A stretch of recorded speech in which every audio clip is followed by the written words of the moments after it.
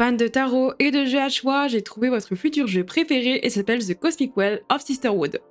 Ouais, le nom du jeu est un peu long quand même. Dans ce jeu, vous incarnez Fortuna, une carte ancienne qui s'est retrouvée emprisonnée sur un caillou spatial parce qu'elle a prédit la fin de son coven. Elle est emprisonnée pour 1000 ans.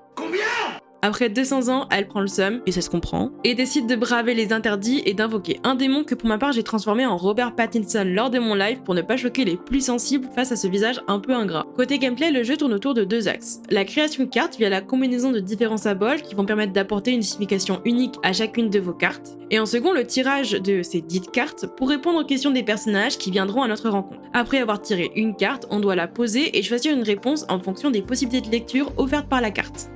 Ainsi, le jeu offre de très nombreuses possibilités en ce qui concerne l'avenir de Fortuna, de ses amis, mais aussi de notre secte.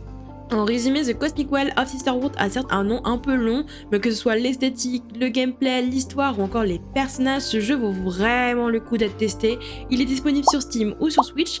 Attention cependant, ce jeu est destiné à un public adulte. Il comprend certains triggers, je vous conseille de vous renseigner si vous êtes potentiellement sensible à certains sujets. Et si vous aimez ce genre de jeu indépendant, n'hésitez pas à me follow sur ma chaîne Twitch pour les découvrir avec moi en live.